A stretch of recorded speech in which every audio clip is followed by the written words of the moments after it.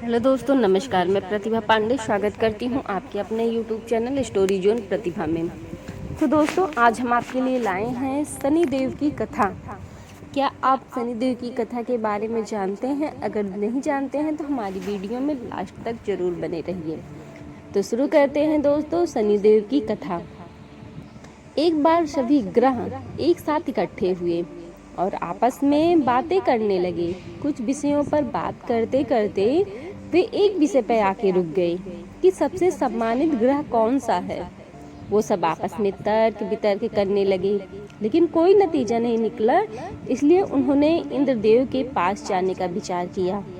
तो सभी ग्रह इंद्रदेव के पास गए और वे भी विस्मय में पड़ गए, क्योंकि अगर वो किसी को ऊंचा नीचा दिखाएंगे तो किसी भी ग्रह का कोप उन पर गिर सकता था। कुछ देर बाद विचार करने के बाद इंद्रदेव ने कहा, मान्यवरों, मैं इस प्रश्न का उत्तर देने में असमर्थ हूँ, लेकिन उज्जैनी नगर में विक्रमादित्य नाम का राजा है जो आपके प्रश्न का उत्तर दे सकता है। इस तरह इंद्रदेव के कहने पर सभी ग्रह राजा विक्रमादित्य के दरबार में गए। विक्रमादित्य उस समय का सबसे पसंदीदा राजा था, क्योंकि वो अपने न्याय के लिए प्रसिद्ध था। जब उसने देखा कि सभी ग्रह उसके दरबार में आ रहे हैं, तो वो तुरंत अपने सिंहासन से उठ गया और उन्हें अपने आसनों पर बैठने को कहा, लेकिन उन्होंने मना कर दिया। उन्होंने कहा, हम यहाँ तब तक आसनों पर नहीं बैठेंगे जब तक तुम ये न्याय न कर दो कि हम सब में सबसे ऊंचा ग्रह कौन सा है। विक्रमादित्य भी ऐसा प्रश्न सुनकर विस्मय में पड़ गया, लेकिन फिर उसने एक योजना बनाई। उसने आसनों की एक कतार उसके सिंहासन से द्वार तक बनाई और उन्हें बैठने को कहा जब तक कि वो इसका निर्णय करते। विक्रमादित्य के सबसे निकट वाले आसन पर बृहस्पति जी दौड़ते हुए आकर बैठ गए। अगले आसन पर सूर्यदेव, उसके बाद चंद्रमा, उसके बाद मंगल, फिर राहु और फिर केतु बैठ गए। शुक्रदेव 8वें स्थान पे बैठ गए और अब अंतिम आसन बचा था। शनिदेव बच गए थे, लेकिन वो आसन सबसे अंतिम था और द्वार के नजदीक था, इसलिए शनिदेव ने वहां बैठने से मना कर दिया। विक्रमादित्य ने सोचा कि जो भी उस अंतिम आसन पर बैठकर विनम्रता दर्शाएगा, उसे ही वे सबसे महान घोषित करेंगे। लेकिन शनिदेव के वहां नहीं बैठने से सब गड़बड़ हो गया। शनिदेव एक क्रोध वाले देवता हैं। जब वो वहां पर नहीं बैठे तो सभी ग्रह हंसने लगे।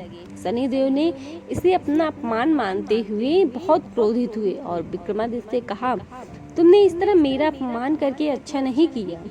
तुम मुझे क्या मानते हो? तुम मुझे अंत में बिठाने के लिए बुलाए हो? एक बात ध्यान रखना कि किसी भी राशि में चंद्रमा 2.25 दिन, सूर्य, बुध और शुक्र केवल 15 दिन, मंगल 2 महीने और गुरु 13 महीने और राहु केतु 18 महीने तक रहते हैं। लेकिन मैं 7.5 साल तक किसी भी राशि में रहता हूँ, इसलिए तुम अब अपना ध्यान रखो। तुम्हें भी मेरे अपमान का दंड सहना पड़ेगा।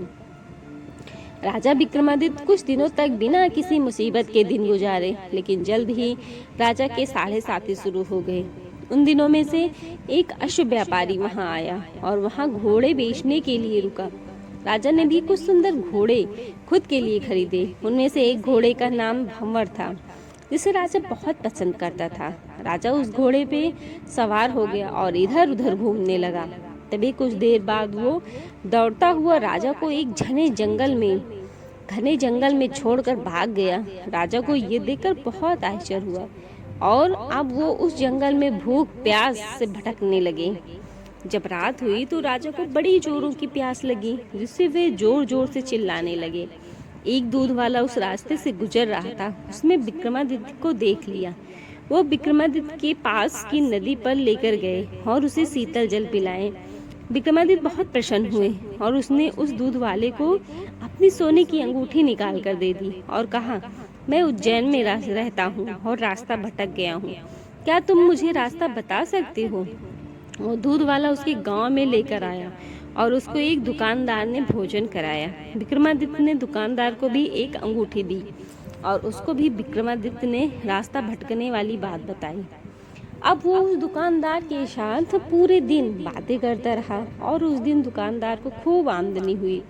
उसने सोचा इस आदमी की वजह से तो उसकी आज अच्छी आमदनी हुई, इसलिए उसने विक्रमादित्य को उनके साथ शाम को घर चलने को कहा। विक्रमादित्य उनके साथ घर गए और दुकानदार ने उनकी खूब खातिरदारी की। अब खाना खाते वक्त एक अजीब घटना हुई। जब विक्रमादित्य खाना खा रहे थे तो वहाँ पर दीवार पर रखा हुआ सोने का हार गायब हो गया।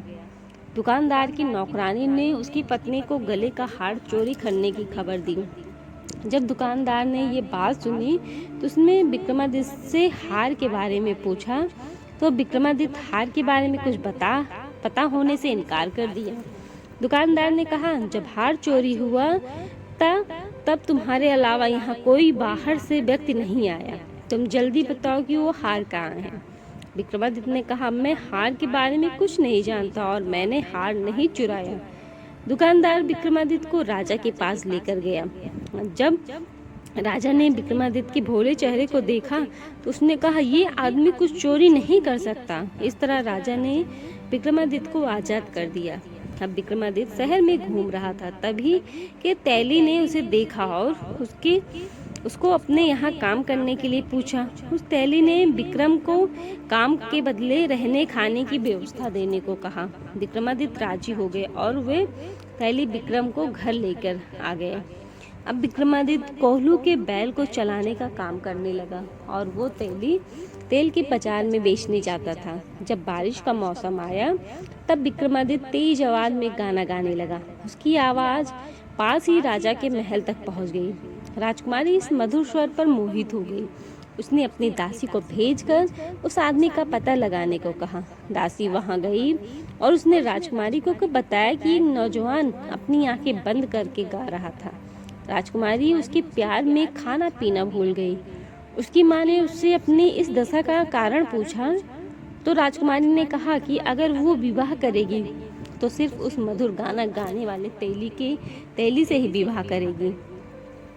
जब राजा ने अपनी पुत्री की ये मांग सुनी तो वो बहुत क्रोधित हुए। उसने विक्रमादित्य को बुलाया और उसके हाथ काटकर उसे जंगल में फेंक दिया। जब राजकुमारी को इस बात का पता चला तो उसने अपने मन को और मजबूत करते हुए कहा, अगर वह विवाह करेगी तो सिर्फ उसी तैली से, चाहे उसके हाथ हो या ना हो। अपनी बेटी की जिद को देखते हुए राजा ने विक्रमादित्य को बुलाया और उसके साथ अपनी पुत्री का विवाह कर दिया। राजा ने उनके रहने के लिए एक साधारण घर भी दिया। एक दिन विक्रमादित्य सो रहा था और शनिदेव उसके स्वप्न में आए। उसने शनिदेव को प्रणाम किया और गलती की माफी मांगी। शनिदेव ने उसे आशीर्वाद दिया और कहा, अब तुम्हारे 7.5 खत्म होते हैं। और विक्रमादित्य के दोनों हाथ वापस आ गए। विक्रमादित्य ने अपनी पत्नी को नहीं जगाया और सुबह उसकी पत्नी उसके दोनों हाथ देकर बहुत खुश हुई। राजा को भी इस खबर का पता चल गया और वो भी विक्रमादित्य को देखने आया। उसने बताया कि वह शनिदेव का प्रकोप झेल रहा था और उन्हीं की दयालुता से उनके दोनों हाथ वापस आ गए। तब उसने राजा को अपना पूरा परिचय दिया। विक्रमादित्य का परिचय सुनकर राजा उसके चरणों में गिरकर क्षमा मांगने लगे। जब दुकानदार को इस बात का पता चला तो वो भी दौड़ता हुआ विक्रमादित्य के चरणों में गिर गया। विक्रमादित्य ने उस दुकानदार से कहा, घर जाओ, तुम्हें तुम्हारा हार वापस वहीं मिल जाएगा।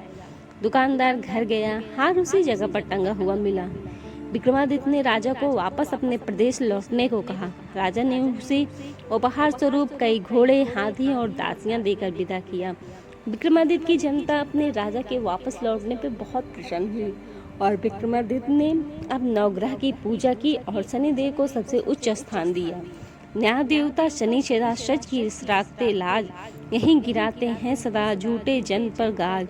जय श्री राम। सदैव प्रसन्न रहिए, जो पर्याप्त है पर्याप्त है। तो दोस्तों, आपको हमारी द्वारा बताई गई शनिदेव की कथा कैसी लगी आप कमेंट में जरूर बताइएगा और हमारे चैनल को लाइक शेयर सब्सक्राइब जरूर करिएगा और लास्ट में बेल आइकन दबाना बिल्कुल मत भूलिएगा। धन्यवाद दोस्तों।